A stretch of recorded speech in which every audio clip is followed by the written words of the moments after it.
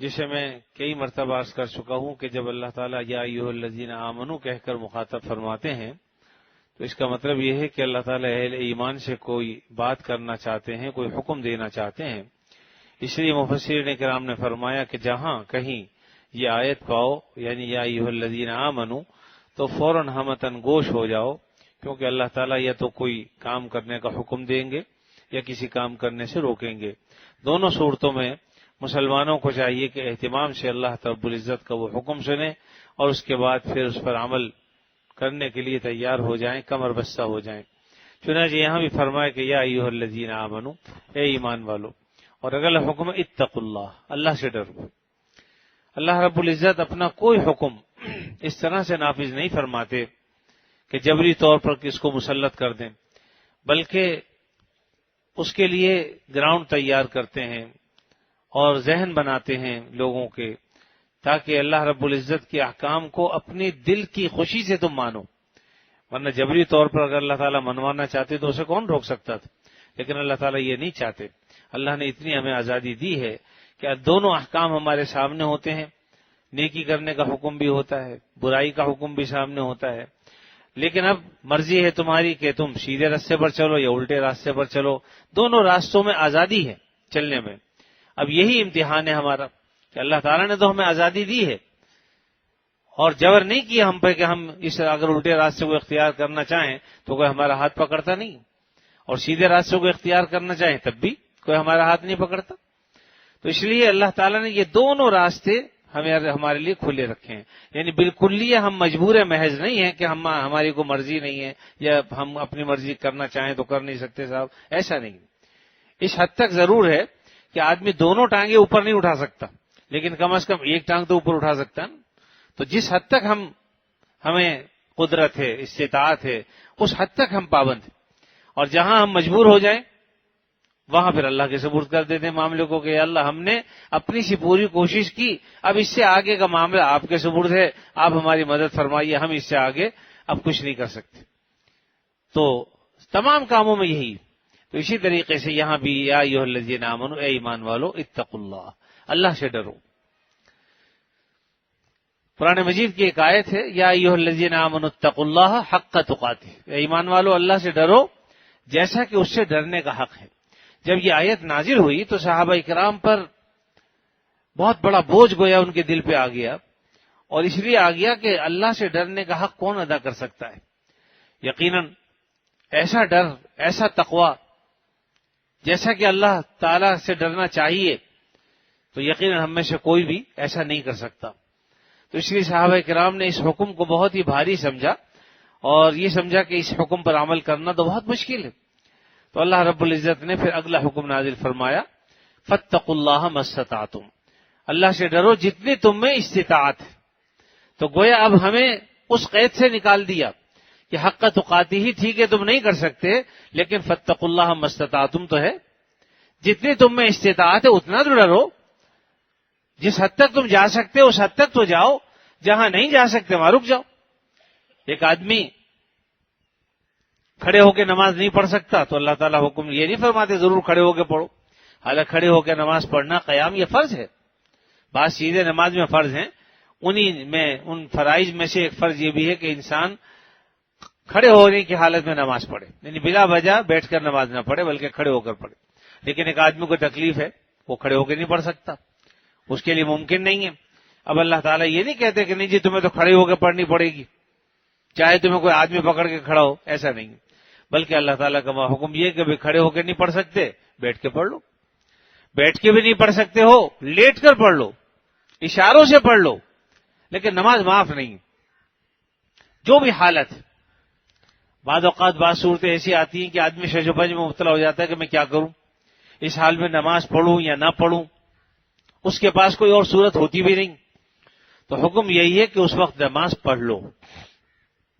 لیکن اگر تمہیں کوئی ایسا مسئلہ ہے کہ شک ہے کہ بھئی صحیح نماز نہیں ہوئی یا جیسی نماز پڑھنی چاہیے تھی میں ادا نہیں کر سکا، تو اس وقت تو نماز پڑھ لو، خود اس لیے کہ خدا نہ کرے اگر موت آ جائے تو بے نمازی نہ ہو، لیکن اس نماز کو بعد میں دوہرا لو۔ بعض اوقات انسان پر ناپاکی کا کوئی عالم ایسا ہوتا ہے کہ پاک کرنے کا کوئی ذریعہ بھی نہیں ہوتا، مثلا کسی کو پیشاب کی بیماری ہے، مسلسل پیشاب آ رہا ہے، رکتا ہی نہیں، اس کا بھی ایک شریعت نے حکم رکھا ہے، طریقہ بتایا کس طریقے سے تم وضو کرو. یعنی معذور کا حکم شریعت نے بیان کیا ہے کہ جب نماز کا وقت آ جائے وضو کر لو. اس کے بعد اگلی نماز تک تمہارا یہ وضو باقی رہے گا. یعنی اس بیماری کی وجہ سے وضو نہیں ٹوٹتا. کوئی اور عذر پایا جائے گا تو الگ بات ہے. مثلا پیشاب کے قطرے کی بیماری ہیں جو مسلسل آ رہے ہیں، تو اگر ہم نے نماز کے وقت وضو کر لیا، ایک نماز جب نماز کا وقت شروع ہوا، اب اس نماز سے ہم اس وضو سے ہم وہ نماز بھی پڑھ سکتے ہیں، قرآن مجید بھی پڑھ سکتے ہیں، تلاوت بھی کر سکتے ہیں، اور مزید نفل پڑھنے چاہیں تو وہ بھی پڑھ سکتے ہیں، سب جائز. ہاں اگر اس عذر کے علاوہ کوئی اور عذر پایا گیا، مثلا پیشاب آ گیا یا خون نکل آیا، یہ اس عذر سے ہٹ کر ہے، اب ٹوٹ جائے گا. لیکن اس عذر کی وجہ سے جس کی وجہ سے ہم معذور بنے ہیں، اس وجہ سے اگر ایک نماز کے وقت آنے پر ہم وضو کر لیں تو اگلی نماز کے وقت کے داخل ہونے تک ہمارا وضو باقی رہے گا. جب اگلی نماز کا وقت داخل ہوگا اب نیا پھر ایک وضو کر لیں، وہ اگلی نماز تک باقی رہے گا. تو اس طرح شریعت نے ہمارے لیے بہت سہولتیں رکھی ہیں، سہولت دی ہے کہ اس سہولت سے ہم فائدہ اٹھائیں. اور ایک حدیث میں آتا ہے کہ اللہ تعالیٰ جس طرح تم عزیمت پر جب عمل کرتے ہو خوش ہوتے ہیں، اسی طرح اللہ تعالیٰ جب رخصتوں پر تم عمل کرو گے اللہ تعالیٰ تب بھی خوش ہوتے ہیں. اس کو یوں سمجھ لیجئے کہ جیسے ہم پر قیام کی حالت میں نماز فرض ہے اور پوری نماز فرض ہے، مثلا فجر کی 2 رکعتیں، اس سے پہلے 2 سنت، ظہر کی 4 فرض، عصر کے 4 فرض، عشاء کے 4 فرض، مغرب کے 3 فرض، یہ ہے. لیکن اگر کوئی آدمی مسافر ہو جاتا ہے تو سفر کی حالت میں اللہ تعالیٰ نے خاص بخشش فرمائی اور کہا کہ بھئی جو 4 رکعتیں ہیں وہ 2 پڑھ لو تم. تو جو ظہر کی رکعتیں وہ 2 پڑھ سکتا آدمی، اور عصر کی 2، اسی طرح عشاء کی 2. جو نمازیں 3 رکعت والی ہیں یا 2 رکعت والی ہیں ان کو تو پورا پڑھا جائے گا. اور یہ جو اللہ تعالیٰ نے ہمیں سہولت دی ہے بھی فرائض میں، سنتوں میں اور نفلوں میں نہیں. سنتوں کا اگر وقت ہے پڑھ لیجئے، نہیں ہے تو وہ نفلوں کے حکم میں، نہیں پڑھیں گے تو گناہ نہیں. اگر کوئی آدمی کہیں گیا ہوا ہے، وہاں پر کام اس کو ایسا ہے کہ فرض نماز کا وقت ہے تو فرض پڑھ لیجئے اور 4 کی جگہ 2 پڑھ لیجئے. ہاں اگر وہاں کے امام کے پیچھے پڑھ رہے ہیں جو مقامی امام ہیں پھر تو پوری پڑھنی پڑے گی. لیکن اگر آپ کی نماز جماعت سے رہ گئی اور آپ کو اپنی پڑھنی پڑ رہی ہے اور آپ مسافر ہیں تو ایسی صورت میں پھر اب آپ 2 رکعت پڑھ لیجئے.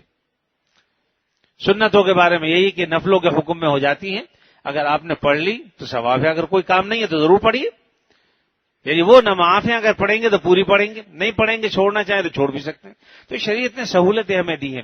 اسی طریقے سے دیکھیے 14 دن کا سفر اگر ہمیں ہے اور سفر کتنا ہو، 48 میل سے زیادہ ہو، 48 میل یا اس سے زیادہ ہو، اگر کوئی آدمی جا رہا ہے سفر میں اور وہ اس کا قیام وہاں پر 14 دن کے اندر اندر تک ہے تو مسافر. اور اگر یہاں جاتے ہوئے ہمارا ارادہ ہے کہ ہم 20 دن رہیں گے یا 15 دن رہیں گے تو مقیم ہو جائیں گے. راستے میں تو سفر کی نماز پڑھیں گے، لیکن جس جگہ پہنچ جائیں گے وہاں پہنچ کر پھر ہم مقیم ہو جائیں گے، کیونکہ 15 دن کی نیت. ہاں 15 دن سے کم 14 دن کی اگر نیت ہے، 13 دن کی، 12 دن کی، تو مسافر رہیں گے. پھر اس میں بھی اللہ تعالیٰ نے بہت سی سہولتیں ہمیں عطا فرمائی ہیں کہ ایک آدمی لاہور گیا، ارادہ یہ ہے کہ میں 10 دن میں آ جاؤں گا، میں ایک کام تھا اس کا کام کرنے کے لیے گیا. اب جب 10واں دن آیا تو پتہ چلا کہ نہیں 5 دن اور لگیں گے. اس نے 5 دن کی اور نیت کر لی تو اب بھی مسافر ہی رہے گا. 10 دن یہ ہو گیا، 5 دن اگرچہ 15 ہو گئے، لیکن چونکہ نیت صرف 5 دن ٹھہرنے کی ہے اور وہ 10 دن کی نیت اب مکمل ہو گئی، اب مزید اس کو آخری دن پتہ چلا کہ 5 دن میں ہو جائے گا کام، اس نے 5 دن کی نیت کر لی. پھر 5واں دن آیا تو پتہ چلا کہ جی 10 دن لگیں گے اس میں، تو 10 دن کی اور نیت کر لی. اس طرح اگر 10 سال بھی گزر جائیں گے تو مسافر رہے گا. یہ اللہ تعالیٰ کتنا بڑا انعام، کتنی بڑی سہولت ہے ہمیں جو اللہ نے عطا کی. ہاں اگر ہماری نیت 15 دن کی ہو گئی تو بس پھر مسافر نہیں رہیں گے، پھر مقیم ہو جائیں گے. تو بہرحال ہمیں ایک تو یہ بات چاہیے کہ جب ہم سفر کریں، کوئی معاملہ ہمارے سامنے آئے، ہمیں چاہیے کہ وہاں سے متعلق مسائل معلوم کریں. ہماری ایک کوتاہی یہ ہے کہ ہم دین کو سیکھنے میں شرم محسوس کرتے ہیں یا سیکھنا چاہتے نہیں اور مسائل کا علم نہیں ہوتا، نتیجے میں غلط ملت کر دیتے ہیں. اس سے طریقہ یہ ہے کہ جو چیز بھی ہم کرنا چاہتے ہیں، کام کرنا چاہتے ہیں، کاروبار کرنا چاہتے ہیں، تجارت کرنا چاہتے ہیں، دکان کھولنا چاہتے ہیں، پیسہ کہیں لگانا چاہتے ہیں، کسی سے شراکت داری کرنا چاہتے ہیں، مزاربت پر کام کرنا چاہتے ہیں، کوئی اور طریقہ ہے، تو جو بھی ہے ہمیں چاہیے کہ پہلے کسی مستند عالم دین کے پاس جائیں اور ہم بتائیں کہ میرا ارادہ یہ کاروبار کرنے کا ہے، مجھے اس کے بارے میں حلال و حرام کے طریقے بتائیے، کون سا طریقہ اختیار کروں گا تو یہ شراکت میری صحیح رہے گی، جائز رہے گی، اس میں جو آمدنی ہے وہ حلال رہے گی، اور خدا نہ کرے کون سے طریقے میں اختیار کروں گا کہ یہ آمدنی حرام ہو جائے گی، اب آپ وہاں جا کے سیکھیے پہلے۔ تو جب آدمی دیکھیے، جب انسان بالغ ہوتا ہے تو بالغ ہونے سے پہلے کے احکامات اور ہیں، لیکن بالغ ہونے کے بعد احکامات اور ہیں۔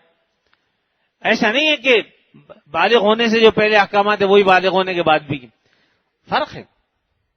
اب جیسے ایک بچہ ہے، وہ گھروں میں آتا جاتا ہے، 10 سال کی عمر ہے، ہر گھر میں گھس جاتا ہے، وہاں اس کے کوئی پردہ نہیں، 8 سال کا ہے، 7 سال کا ہے، پردہ نہیں، لیکن یہی بچہ بالغ ہو جاتا ہے 14 سال میں، شریعت کہتی ہے پردہ لازم ہو گیا۔ ہمارے یہاں کہا جاتا ہے یہ تو بچپن سے آ رہا ہے جی، اس سے کیا پردہ؟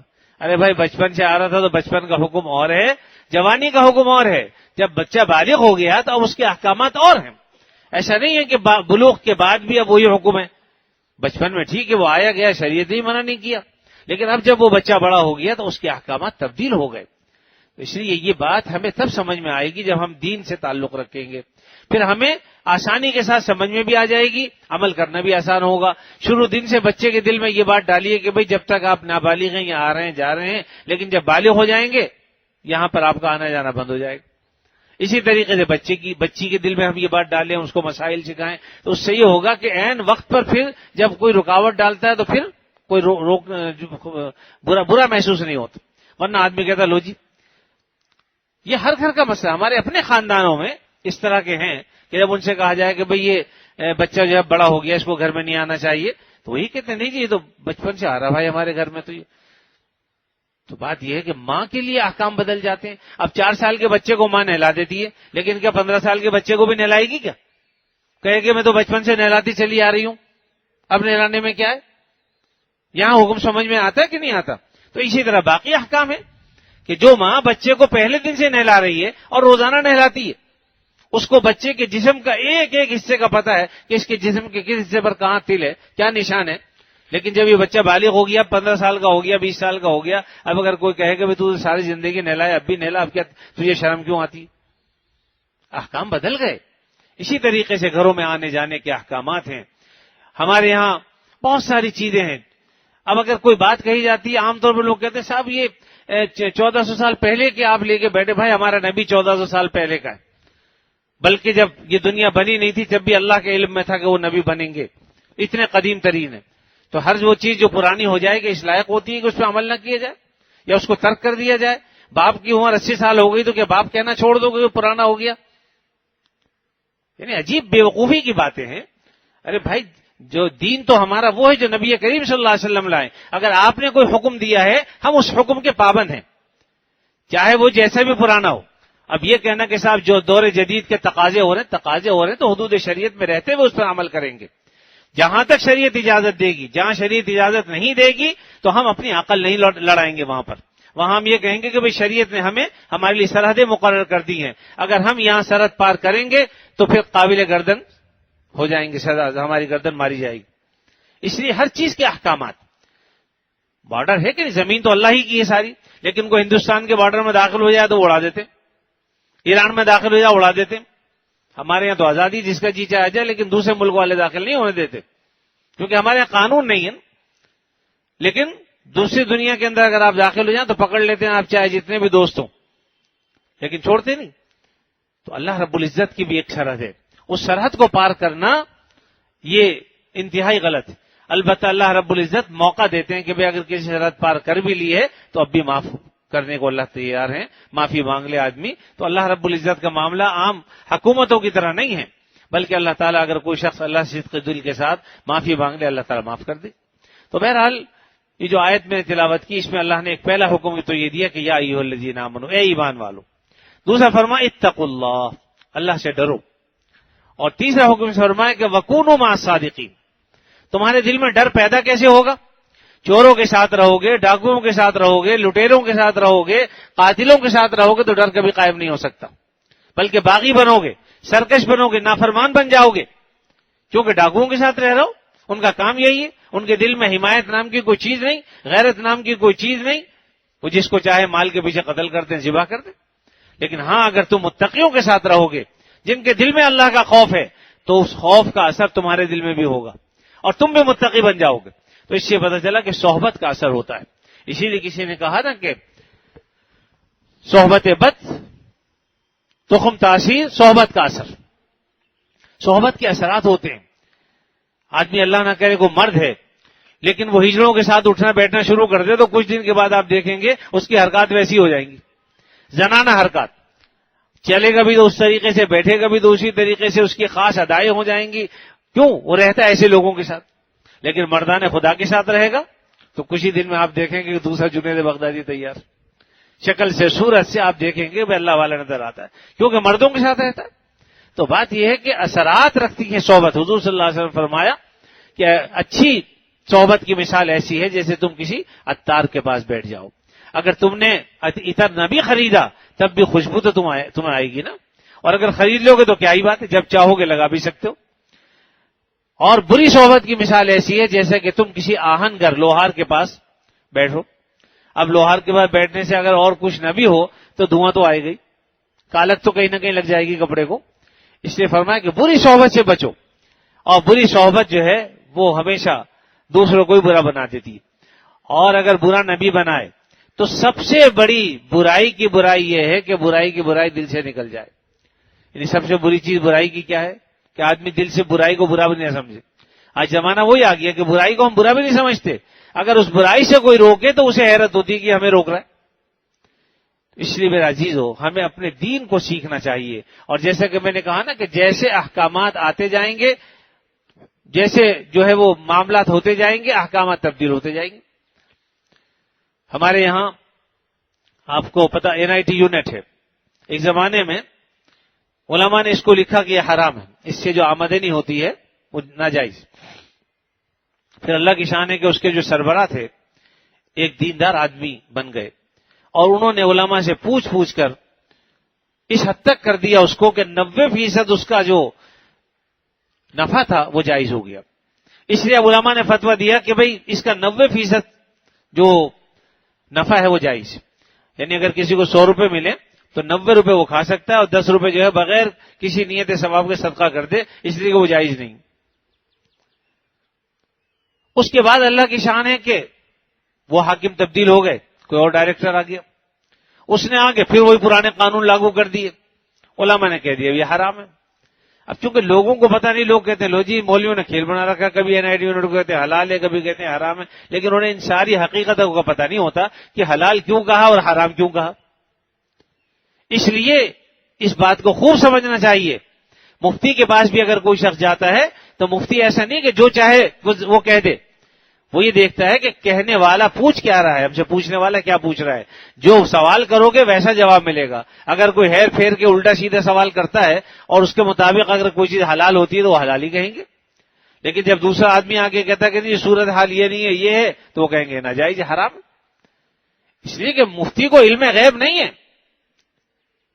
اس سے تو جو سوال پوچھا جائے گا وہ اس کا جواب وہ دے دے گا۔ اسی لیے اس کو خوب سمجھ لینا چاہیے کہ علماء کرام دین کو بناتے نہیں ہیں، بتاتے ہیں۔ بنانا ہمارا کام نہیں ہے، ہمارا کام صرف بتانا ہے شریعت کیا کہتی ہے۔ تو اس لیے ہمیں ایک تو اپنے دین کو سیکھنا چاہیے، اور پھر دین سیکھنے میں بھی جس طریقے سے ہم یہ کوشش کرتے ہیں کہ بھئی جو سامان خریدیں، جو چیز لیں وہ نمبر 1 ہو۔ گاڑی کا پرزہ بھی لیتے ہیں تو کوشش کرتے ہیں کہ میڈ ان جاپان لو، ایسا نہ ہو کہ گاڑی کا پورا انجن ہی خراب ہو جائے، عمدہ چیز ڈلوانا چاہتے ہیں۔ اسی طریقے سے حضور اقدس صلی اللہ علیہ وسلم نے علماء سو، علماء حق، ان کا ذکر بھی فرمایا ہے، تو یہ سب ہر زمانے میں ہوں گے، اس لیے آپ کوشش کر کے صحیح علماء کے پاس پہنچیں اور پھر ان سے دین سیکھیں۔ انشاءاللہ جب دین سیکھنے کے سمجھ میں آنا شروع ہوگا بہت سے مسائل حل ہوتے چلے جائیں گے، اور اگر سمجھ میں نہیں آتا ہے تو وہ ایک الگ بات ہے، لیکن ایسا ممکن نہیں ہے۔ جب آدمی پاس بیٹھتا ہے ابتدا میں ہو سکتا ہے مشکل ہو، لیکن آہستہ آہستہ بات سمجھ میں آنی شروع ہو جاتی ہے۔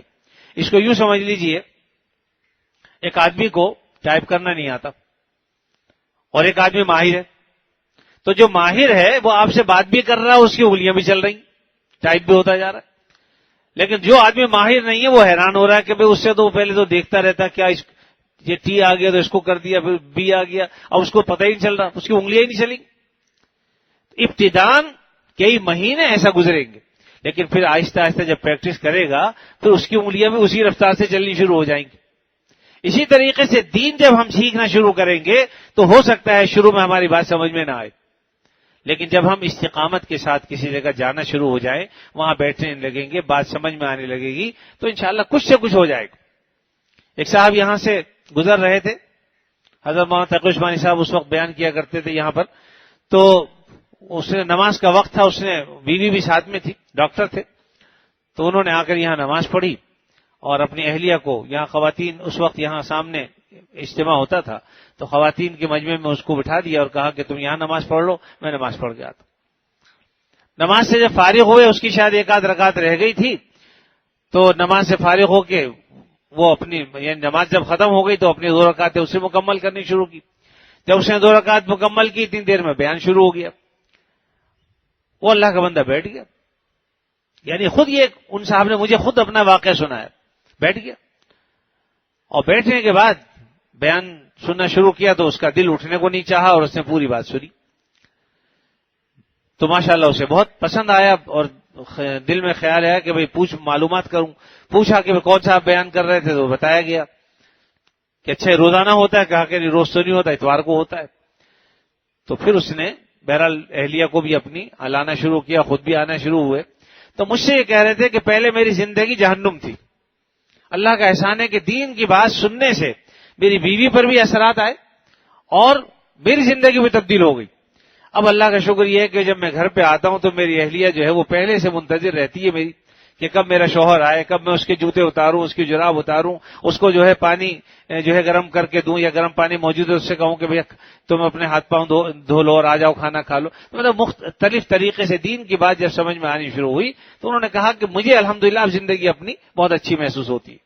تو بات یہی کہ ابتداءً جب آدمی قریب ہی نہیں آئے گا تو اسے پتہ ہی نہیں چلے گا، لیکن جب قریب آ کر بیٹھے گا، دین کی بات سنے گا، اللہ اور رسول کی بات، احکامات، بشرطے کہ اللہ رسول کے احکامات ہی ہوں وہ، تو انشاءاللہ پھر وہ دل پر اثر کرتے ہیں اور آہستہ آہستہ انسان کی زندگی میں انقلاب آ جاتا ہے.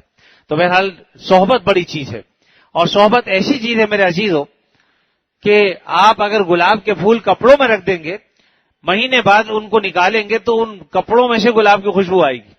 حالانکہ کپڑے گلاب نہیں ہیں، لیکن چونکہ اس نے گلاب کی صحبت اختیار کی اس لیے کپڑوں میں سے گلاب کی خوشبو آنے لگی.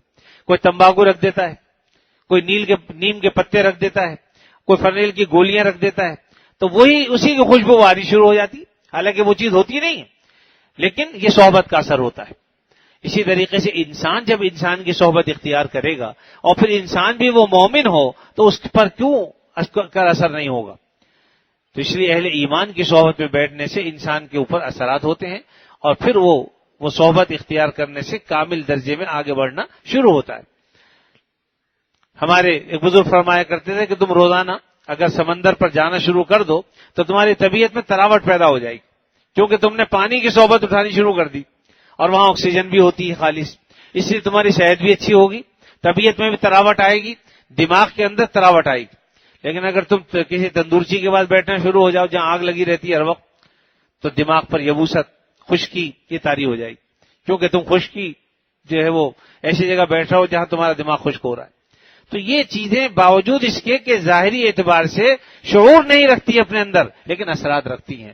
تو اگر کسی باشعور انسان کی صحبت میں آدمی بیٹھے گا تو اس کے اثرات کیوں رونما نہیں ہوں گے.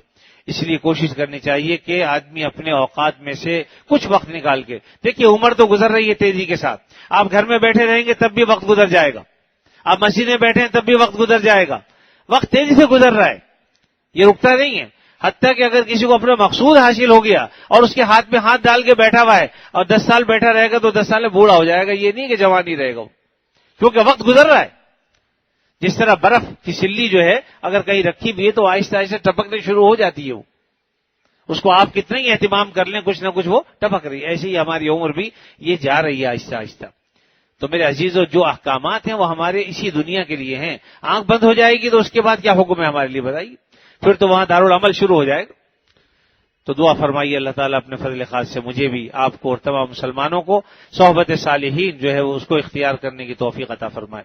الحمد للہ رب العالمین والعاقبۃ للمتقین والصلاۃ والسلام علی رسولہ الکریم سیدنا مولانا محمد وعلی آلہ واصحابہ اجمعین۔ اے اللہ اپنے فضل خاص سے ہمارے گناہوں کو معاف فرما، ہمیں عافیت نصیب فرما، ہر قسم کے شر سے فتنوں سے اللہ ہماری حفاظت فرما۔ اے اللہ ہمارے بیماروں کو شفا عطا فرما۔ ایک بچہ ریاض علی ہے، اسے کینسر ہے اور ڈاکٹروں نے ویسے تو جواب دے دیا ہے لیکن شاید آپریشن اس کا ہونے والا ہے ایک آدھ دن میں، دعا فرمائیے اللہ تعالیٰ کامیاب فرما دیں۔ اور بھی جو بیمار ہیں اور جنہوں نے ہم سے کہا ہے یا اللہ سب کو شفائے کامل عاجل عطا فرما۔ ہمارے گھروں میں، ہسپتالوں میں، عزیزوں میں، غیر عزیزوں میں اللہ جو بھی بیمار ہیں سب کو شفائے کامل عاجل عطا فرما۔ اے اللہ ہم سب کو عافیت نصیب فرما، ہر شر سے فتنے سے محفوظ فرما، ہمارے پورے ملک میں امن و امان قائم فرما، خصوصیت کے ساتھ کراچی میں امن و امان قائم فرما۔ یا اللہ اپنے فضل خاص سے ہمیں اچھے اور نیک حکمران نصیب فرما، خود بھی اچھے احکامات اعمال کرنے کی توفیق عطا فرما۔ یا اللہ جتنے مسلمان مرد عورت اس دنیا سے جا چکے ان کی مغفرت فرما، جب تک زندہ رہیں آپ صلی اللہ علیہ وسلم کی تعلیمات پر دل و جان سے عمل کی توفیق عطا فرما، اور جب وقت آخر آئے خاتمہ ایمان پر فرما۔ صلی اللہ تعالی علی خیر خلقہ محمد وعلی آلہ واصحابہ اجمعین، آمین برحمتک یا ارحم الراحمین۔